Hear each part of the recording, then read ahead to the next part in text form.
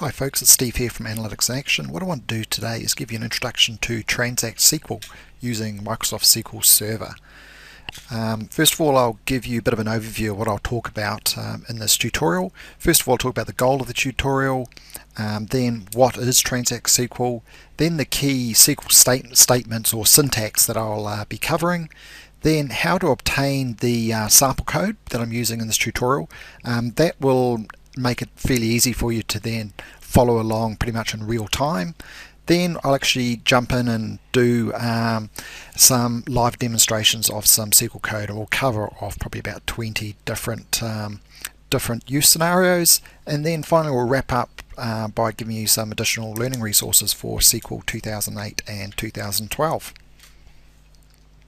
So the goal of the tutorial is really just to learn the core Transact SQL concepts, and then really cover off about 20 of those statements as I just mentioned.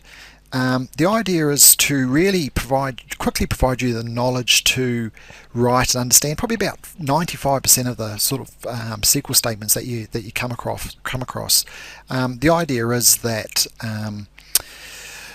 most of the SQL statements out there are fairly simple, so it's pretty easy to get your head around them fairly quickly. So the Transact SQL statements that I'll be talking about today will work with both SQL 2008 and 2012, which was formerly called Denali, and it should work with SQL Azure as well. If you start going back to say SQL 2005, probably most of the code will work, but there may be certain things that don't work. What happens is that the Transact SQL does morph a little bit through time. So I'd definitely recommend using either 2008 or 2012. You probably shouldn't really be using 2005. It's starting to get fairly outdated now. Okay, so what is Transact SQL?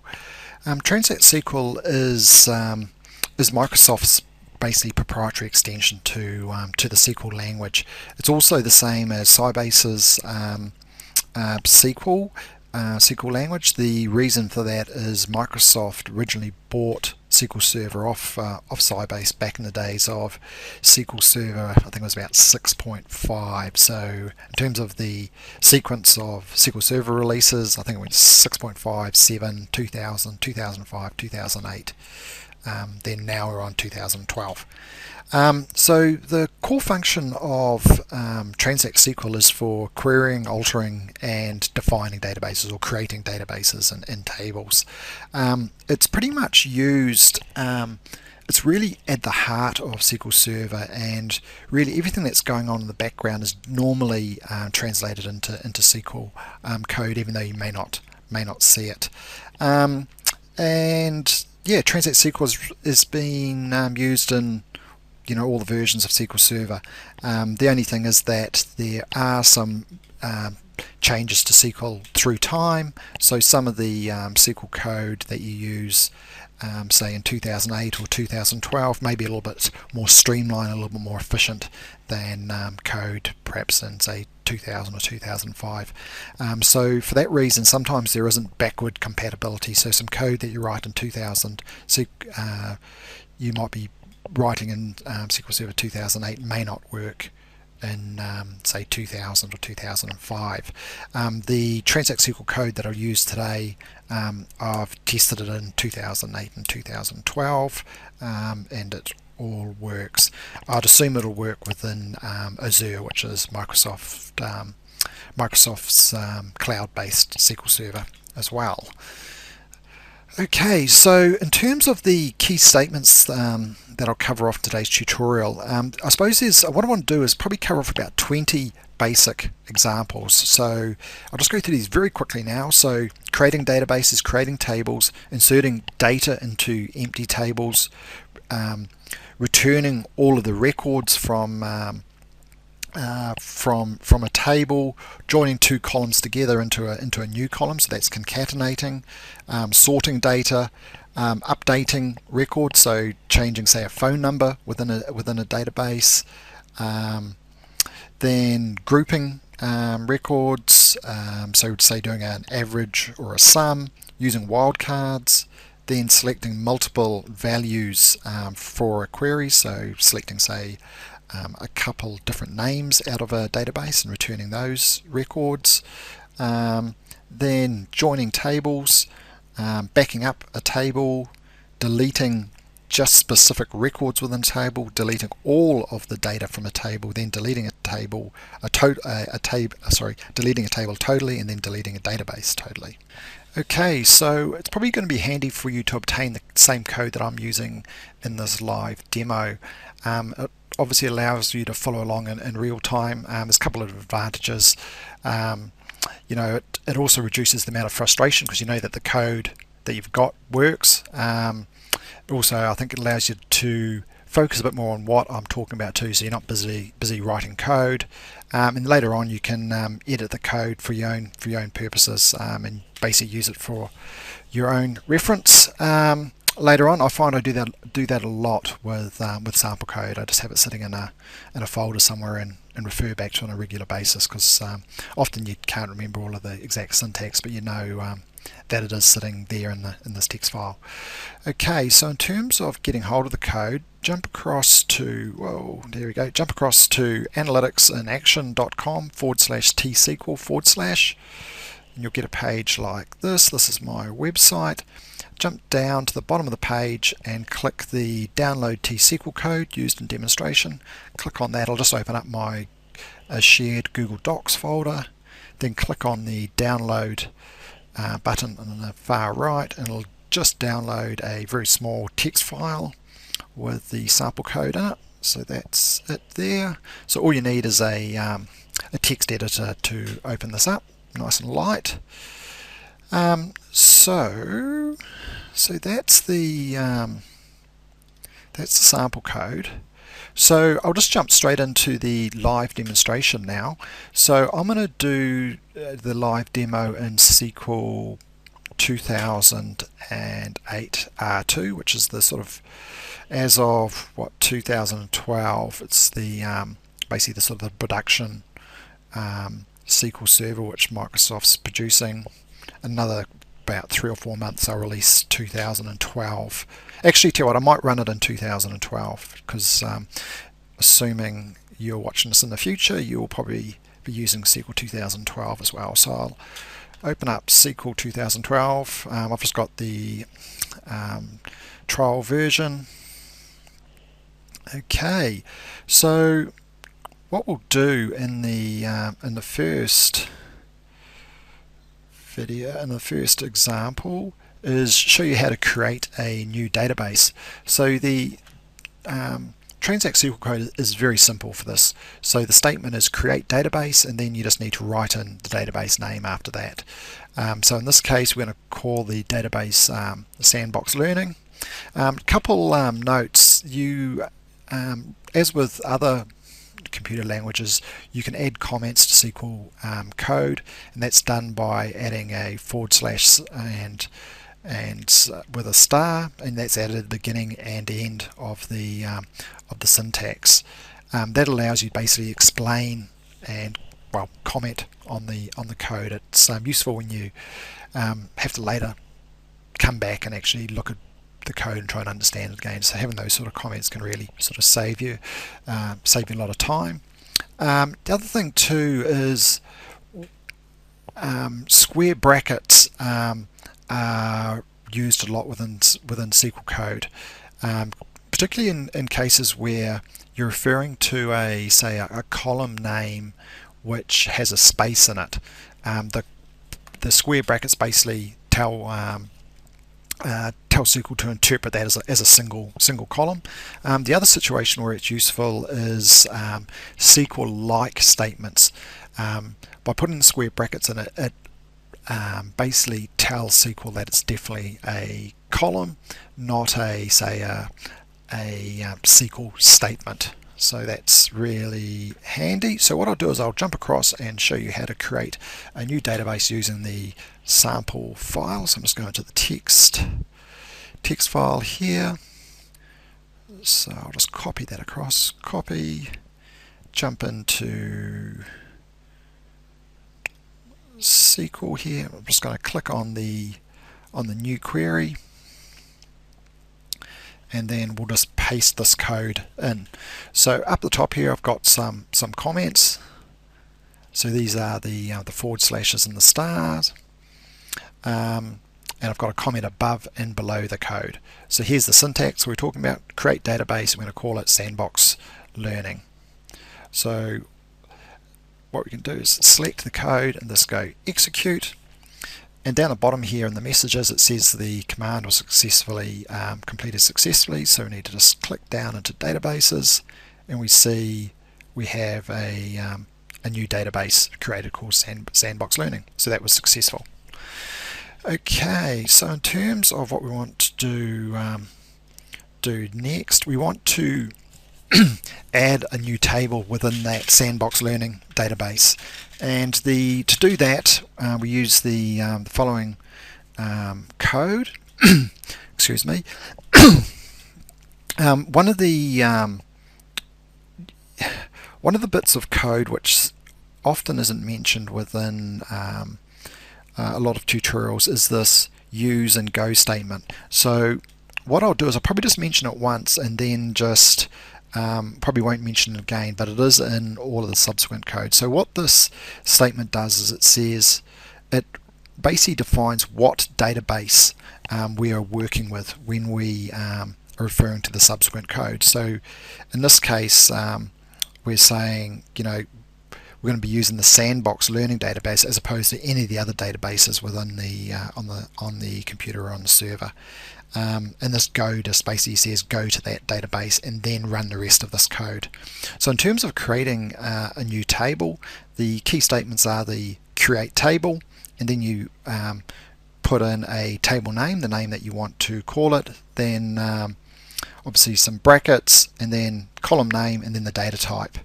And this is the demo code here. So in this example, tell you what, I'll jump out of that and pick up the code now. That's it there. Copy it. Again, we're going to jump back into SQL. We can put this straight underneath the other code. The reason for that is that you can run subsets of all the code. So if you just select that code and put execute, only the highlighted code will run. Okay, so in terms of this creating this table, so as mentioned before, we're going to use this use the Sandbox database. I'm going to go to it, and then we're going to create a table. We're going to call that table disasters, and it's going to have 1, 2, 3, 4, 5, 6 columns. And these are the columns here: primary ID, year, country, location, killed, and disaster ID. And next to it we have the data type. So this first one is data type is a little bit unusual in that it is basically an auto-incrementing integer. So basically that's useful when you want each row to have a separate basically integer number. So it basically counts up from 1 through to infinity, and the rest are varchars and integers. So in terms of running this code, just select it, click execute. We see that the command was successfully run, and then we drill down into the tables and we see we've got this disaster table. When we select on it, we see that it's empty. Okay, so once we've got the shell of a table defined, we want to then insert data into that table. So the two key statements here, the insert into. So you use insert into, you define the table name, and then you define the columns in which you want to insert data into. So column 1, 2, so forth, and then the associated values. So value 1 will go into column 1, value 2 will go into column 2, value 3 will go into column 3, and so on. So I'll just jump across into the demo code to show this. So grab that, copy, paste it in. again, we'll just select this code so only this code runs. So with this code here, we're going to insert the data into the sandbox database, and within that the disasters table, and the data is going to go into the year, country, location, killed, and disaster ID columns, and these are the corresponding values which will go in there.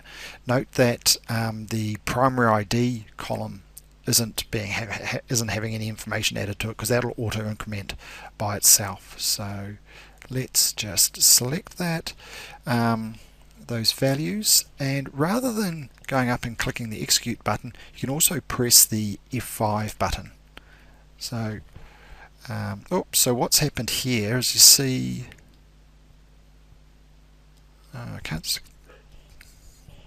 it looks like that ran fine. I was going to say, did it look like it had an error there?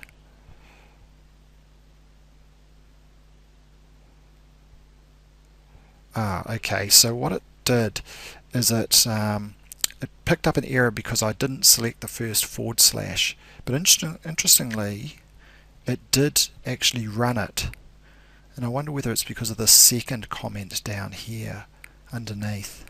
So we're just going to actually have a look, shrink that down, click the refresh button, again it's F5, disasters, right click and go select the top 1,000 columns, and look, it actually has put the data through successfully, even though there was that little bit of confusion over the around the comment script. That's fine. So that's how you insert data into the table. So now just some very basic information around how to retrieve data back from a table. So this is the sort of SQL statement that everyone tends to know. So this is basically just using the select and from clause. So we're selecting star. So a star means essentially all columns. So we're going to select all columns from the table. So in this case, we're going to select all columns from the disasters database. So again,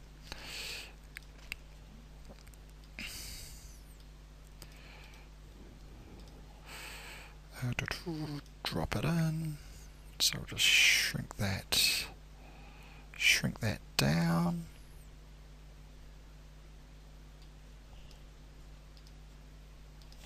Okay, drop it in. Press F5 to execute it, and this is just now this has just returned all of the data from the disasters database. All very simple stuff. So now if we go on to the next one, so this is pretty much the same.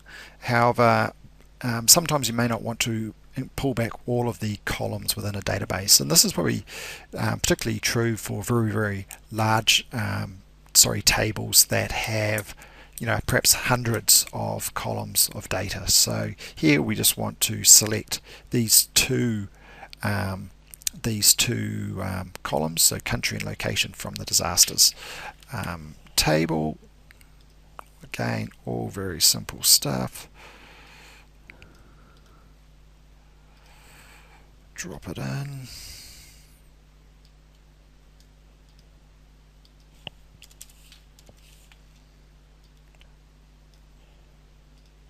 There we go, just got the two columns coming back, all very simple stuff. Okay, so the next bit of Transact SQL I want to show you is the one which is involved in basically joining two columns, or concatenating two columns into a new column. So the key syntax here is really this as statement. The rest of it is fairly straightforward. So what we want to do is select the columns we want to include in the query as per usual, and then for the columns we want to join together, such as column 2 and column 3, we just have a plus, single quotation mark. So what the single quotation mark does is it allows us to put spaces or commas between the two columns, so it doesn't all jam it all up into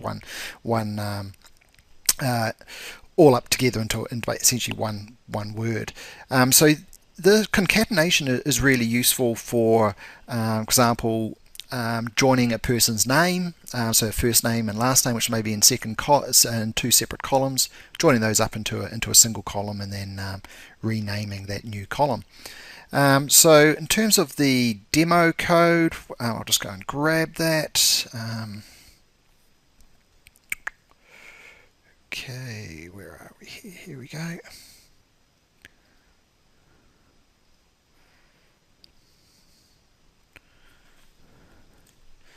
So here we're going to pull in the select the column killed, but then we're going to join the country and the location and call that new column detailed location. And there's going to, obviously, with the single quotation marks there and a comma, we're going to have a comma between the country and the location. So all fairly straightforward. So we'll execute that. So there we go. We've got the number of people killed, which is that, and then we've got the country and the location separated by a comma. Okay, sorting columns in descending or ascending order is a really common sort of task that a lot of people want to complete. Here the key statement is order by, and then it's by the column name, and then you either use ascending or descending, and that's pretty much it. Okay, let's jump across, run our code.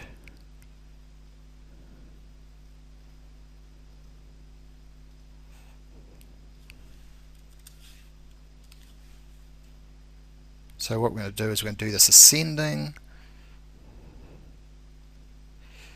So essentially, we'll select all the columns, order by the number of people killed in ascending order. So that goes from 120 here up to lots at the.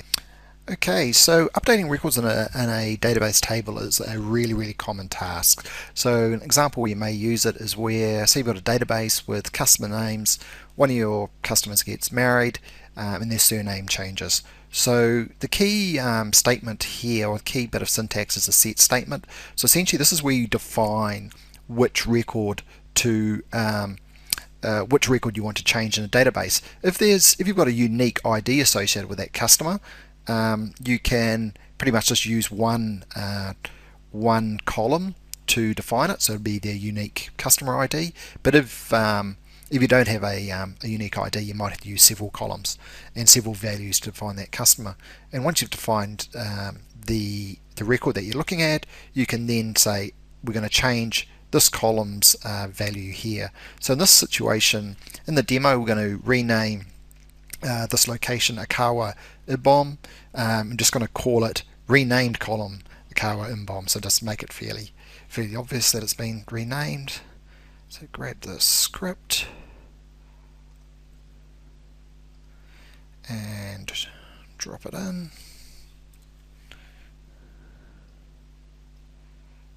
Execute that. So one row has been affected, so let's just have a quick look to see whether it's changed. There we go. That's been changed. So very handy piece of Transact SQL script, and you tend to use that. I tend to use it a lot. Okay, so another piece of SQL statement which you tend to use a lot is the sort of aggregation type functions. So in this situation, we're going to average by a group. So key syntax here is the essentially the actual type of aggregation you're going to do. So here we're going to do an average, but it could be a count or a sum. Like the concatenate function, we're going to use an as to rename the new, to basically name the column that we're going to create, and then we just have to define what table it's coming from, and then also what we're going to group by. So in the demo code, we're going to select country. So country is going to come through the into the query unchanged, and then we're going to, for each country, we're going to have the average number of people killed. We're going to call it that column, new column, av killed, and the information is going to come from the disasters database. And the grouping is going to be by country.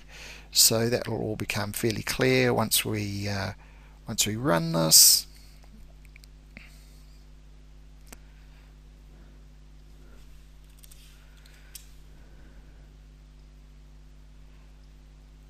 execute. Okay, so essentially what we've got here is for each individual country we've got the average number of people killed in the disasters.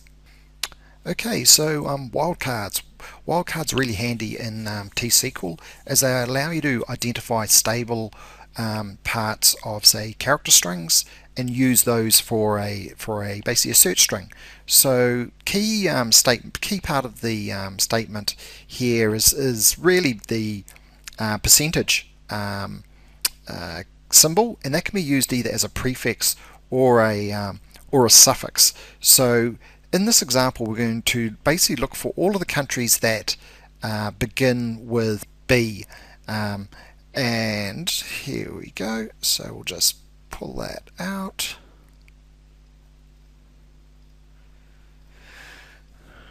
Drop this in.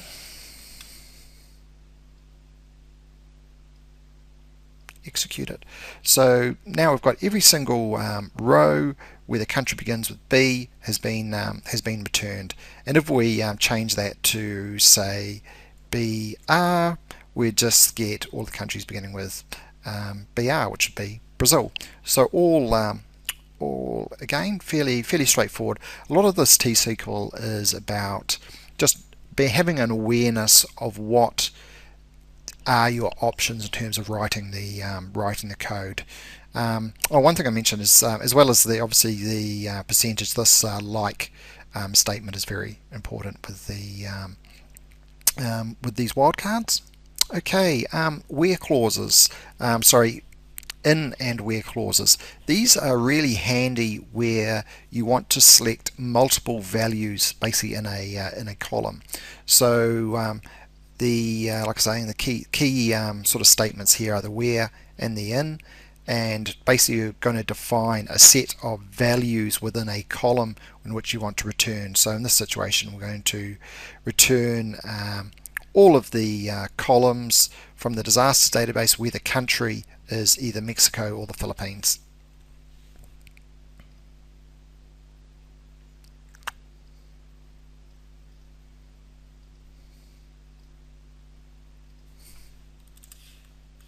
Well, let's see what happened there. And set that running. There we go. Just Mexico and the Philippines have been returned.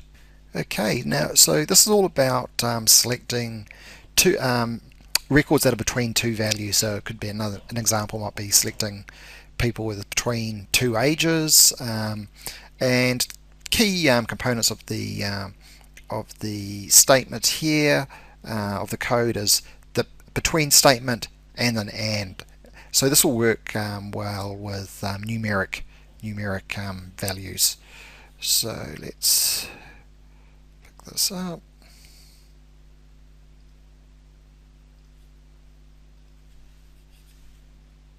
Just drop it in the right place there. Okay, so this is going to return disasters where the number of people killed were between 500 and 1,000. There we go. So if we look at the killed column, only values between 500 and 1,000. Okay, so what we're going to do now in 513, 514 is basically just set ourselves up to do join some tables in the subsequent in one of the following tasks. So what we're going to do is we're going to add first of all create a new column within the Sandbox Learning database. We're going to call this table reference. It's going to have two columns. One is disaster type and one is disaster ID, and then we will basically populate that with this data here. So these are just tasks that we did earlier on. So it's really just very quickly. Let's pull both through, copy, drop it in. So first of all we will create the new table, execute, that occurred successfully, and then we'll populate it, and then we'll go and actually look. Execute, yep, so we've added that in. So it won't immediately become visible here. It's sort of a little quirky thing with SQL. We need to shrink it down, click up here and go refresh. Now it'll be visible here. So this is the reference database. going to select the top 1,000 rows. So here are the 12 columns, 12 rows of data that we inserted in. Okay, so I'll just cover off a very simple join. So one of the most common joins that you'll do within SQL or any sort of database manipulation language is a inner join. So an inner join is where essentially you get a match between both tables that you're trying to join together. So the join key exists in both tables. So in terms of the syntax, the key piece here is defining that as an inner join. You need to define the tables that you're going to join, so table 1, table 2, and then you need to define actually the column and the table in which the join will occur. So you need to say in table 1 we're going to use this column, and it's going to we're going to do the join to table 2 on the respective column name in table 2. So very quickly, let's pull that through.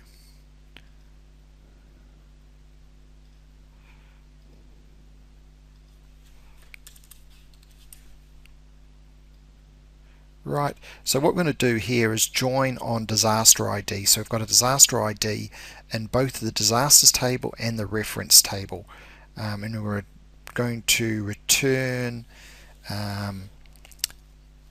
country, location, and disaster type. So let's just run that. So there we go. So we've got the disaster type, location, and country. Okay, let's move on to the next piece of SQL statement. So that is, okay, backing up a table. This really comes down to just maintenance and good database practices. So essentially all you're going to do here is define the new table name and whether it's in a external database or an internal database. If you don't say it's in an external database, it'll automatically assume it's within the database that you've defined in the use statement. So in the example that we're going to give, we're going to back up the reference database, just call it ref backup. We're going to just put all of the columns through, and it's going to be in the sandbox database. Okay, let's look that through again.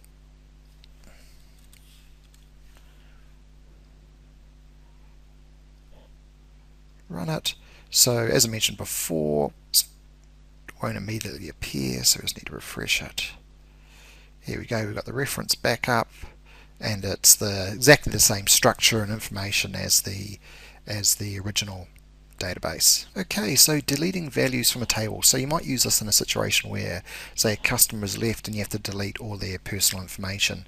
The key statements are the delete from, which defines a table, and then you just define the column and the value within that column. So again, it may be a unique customer ID which you use, or multiple sort of values within multiple columns. So in this situation, we're going to delete from the reference table all the situations, all of the rows where the disaster type equals flood. And just one thing to note, that there's a error here. That shouldn't be parentheses, should be a single quotation mark. So let's just jump across here, pick it up. So again, single quotation mark, not double. Let's just drop that here and run it. One row was affected, and when we look at this, well, what did I do then? When we look at this, there won't be any floods in there. Yeah, all good. Okay, so just now for the final two statements. So if you want to totally delete a table, the key statement here is drop table. So what we're going to do is drop the disasters table, jump across to SQL. I've actually just pasted this script through from the text file. I should have done that before so I didn't have to jump backwards and forwards. But so this is within the sandbox database. We're going to drop the disasters table. So we'll execute that. It's run successfully. Just refresh, jump down to sandbox learning, tables, and there's nothing there. Fantastic. So now in terms of the databases, the next one, what we want to do is actually just get rid of the whole database itself. So again, this is just drop, the syntax is just drop database, all fairly straightforward. Actually, one thing, I think there's a mistake here. We don't want to have the use and the go script here, because essentially what that will do is it will take you inside the database, and then you try and with that script it'll actually it would then basically try and delete something you're inside of, which would cause a problem. But I'll just actually check that.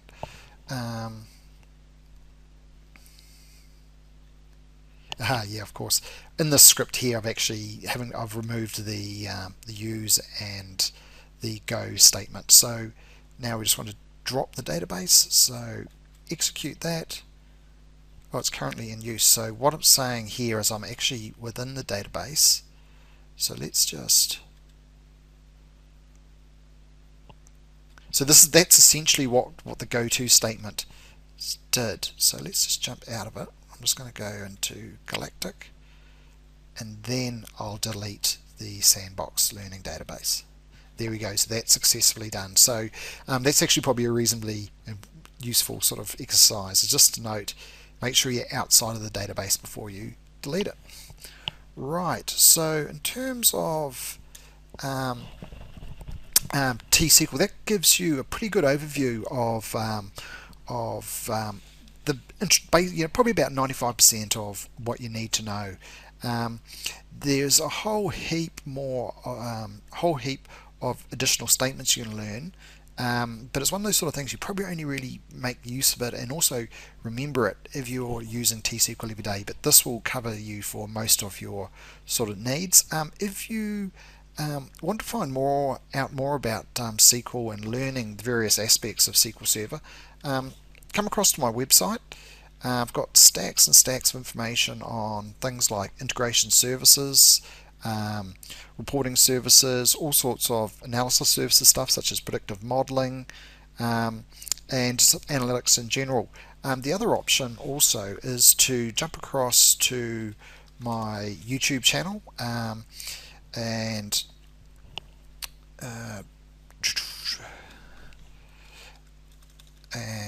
you can subscribe to my YouTube channel, Steve Fox 73. This will bring up my videos.